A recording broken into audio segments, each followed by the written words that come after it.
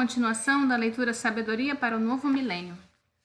Capítulo 1. A Educação Correta. Esse discurso foi proferido na celebração do 50º aniversário das Nações Unidas, em 1995. Espíritos amados, estou muito feliz por nos encontrarmos aqui reunidos, debatendo as formas e recursos para trazer os valores humanos de volta à sociedade. Hoje enxergo a crise mundial como uma crise de identidade. Os homens se identificam com as suas profissões, religiões, raças, culturas, nacionalidades, línguas, regiões ou sexos. Somente após tudo isso, eles se identificam com as suas condições primárias de seres humanos. Identificação limitada conduz à guerra. Por meio da educação, precisamos gerar uma mudança na nossa identidade básica. Somos todos, primeiramente, uma parte do divino e, em segundo lugar, seres humanos. E isso só pode acontecer por meio de um correto aprendizado espiritual. Eu gostaria de fazer aqui uma distinção clara entre religião e espiritualidade. A religião é a casca da banana, a espiritualidade é a banana. Todas as religiões têm 3 aspectos: valores, símbolos e costumes. Enquanto os valores são os mesmos em todas as religiões, os símbolos e costumes variam. Hoje em dia, nós esquecemos dos valores e simplesmente nos apegamos aos símbolos e costumes. Apenas a espiritualidade pode nutrir os valores humanos. Ela pode eliminar as frustrações e trazer contentamento e felicidade à vida. A educação correta é aquela que cria em cada pessoa um sentido de pertencer ao mundo inteiro. A pessoa aprende a abraçar todas as religiões do mundo como se fossem suas, e pode escolher a prática de uma delas sem depreciação das demais. Membros de uma família podem praticar religiões diferentes. Essa deveria ser a estratégia para o século XXI. Nos dias atuais, em que a tecnologia avançou tanto, nós temos nos preocupado muito pouco com as necessidades espirituais e emocionais das pessoas. Nem em casa, nem na escola nos ensinaram a descarregar as emoções negativas. Nem em casa, nem na escola, as pessoas aprendem a lidar com a sua mente.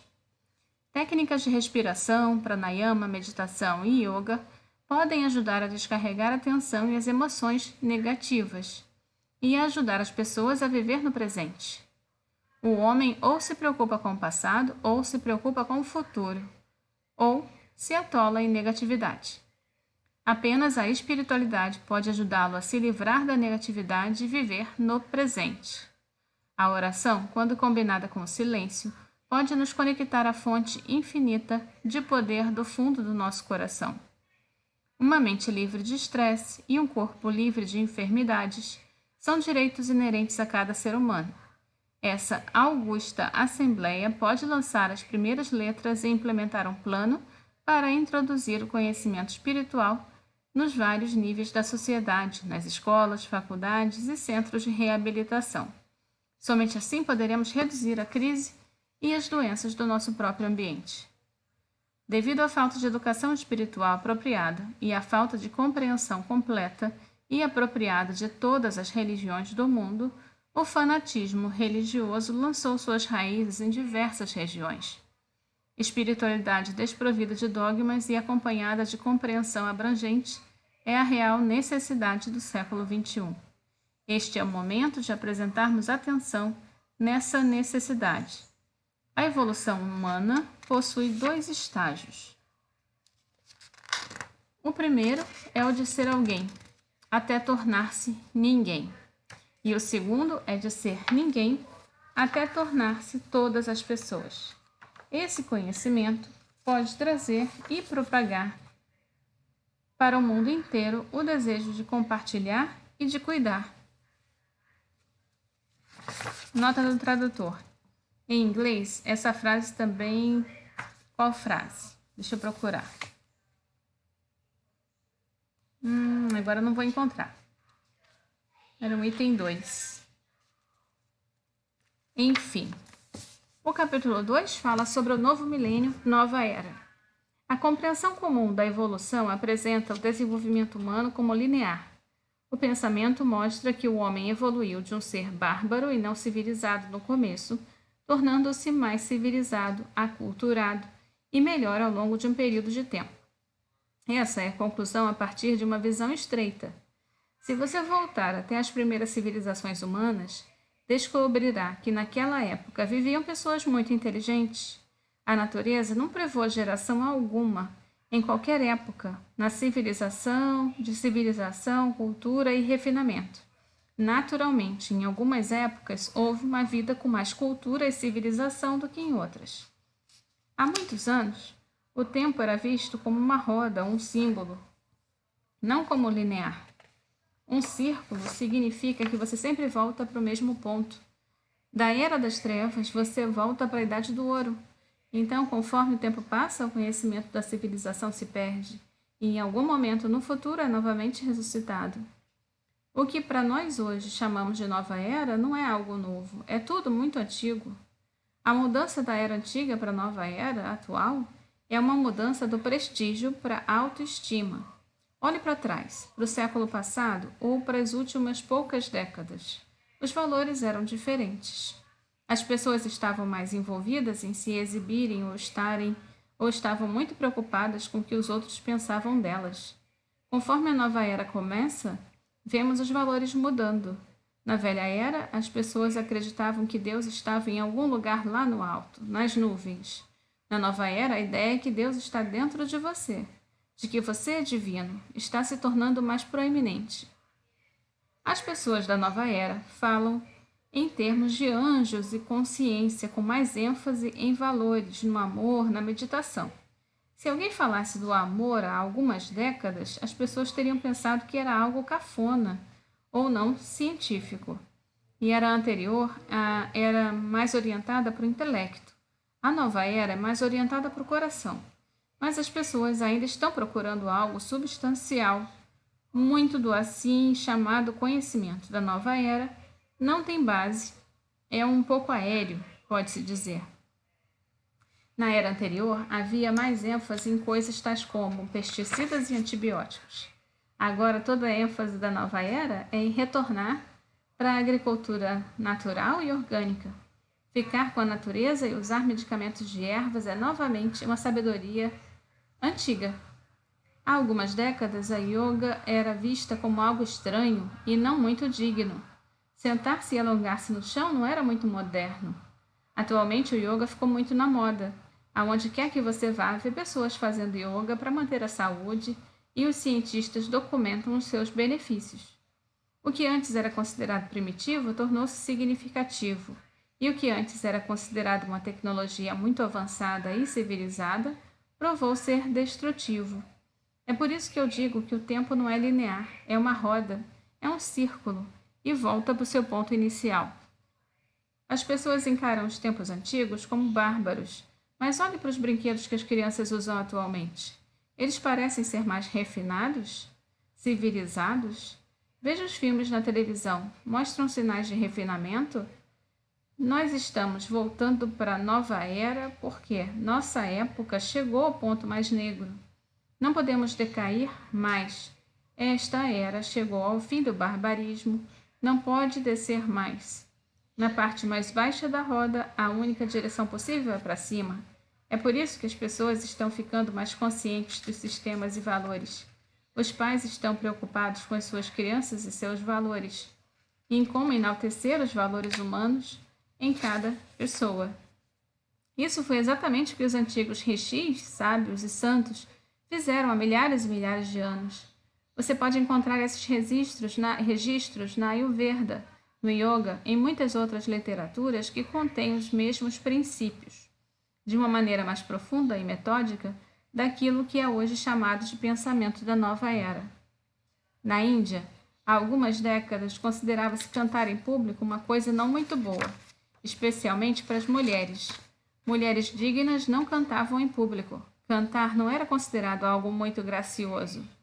O primeiro produtor de filmes na Índia teve muita dificuldade para conseguir que alguns cantores viessem e cantassem, e para fazer com que os atores e atrizes participassem dos filmes. Apenas os dançarinos dos templos cantariam ou dançariam. Atualmente isso mudou. Atualmente a música domina, os sistemas e valores mudaram, e a mudança do sistema de valores é devido à mudança de época. Nós estamos, eu acredito, em uma época muito afortunada, porque estamos saindo do barbarismo para a era com mais confiança, mais amor, mais compaixão, mais serviço e mais cuidado uns pelos outros. Não apenas cuidado um pelo outro. Nós começamos a cuidar do planeta, coisa que nunca se ouvia falar até recentemente. O meio ambiente tornou-se conversa desta década. Antes das últimas poucas décadas, ninguém se importava com o meio ambiente. Nem mesmo escutava essa palavra que é tão popular para o público em geral hoje em dia. Alguém disse recentemente: não existe lugar na Terra livre de problemas ambientais. Felizmente, essa nova era nos trouxe mais esperança e mais promessas. Hoje nós reconhecemos que há algo além do material, da matéria, algo é mais elevado do que a própria vida rotineira do dia a dia. Nas décadas anteriores, negócios eram a conversa principal, amor era secundário. Hoje em dia, o amor ocupou um lugar mais proeminente. Podemos falar de amor sem nos sentirmos tímidos ou envergonhados em relação a isso. As emoções podem ser expressadas atualmente, mas não era permitida a sua expressão há um século. Isso é especialmente verdade para os homens. No passado, um homem não podia expressar suas emoções porque isso era considerado errado. Hoje, expressar emoções é reconhecido e até mesmo encorajado. Amor e negócios têm uma aritmética oposta. Eles são opostos em natureza, portanto, não podem se encontrar. Negócios é dar menos e tomar mais.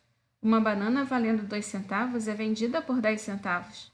Comércio é dar aquilo que vale menos e tomar mais. Caso contrário, o comércio não pode dar certo. Você não pode comprar algo por 10 centavos e vender por 5 centavos. Amor é pegar o mínimo e dar o máximo. O amor é dar mais e pegar pouco. Ambos negócios e amor precisam da troca. Na comunicação de um acontecimento, quando o senso de pertencer cresce em nós, o amor encontra sua pura expressão. Não apenas numa formalidade, mas a sua presença em nossa própria vida.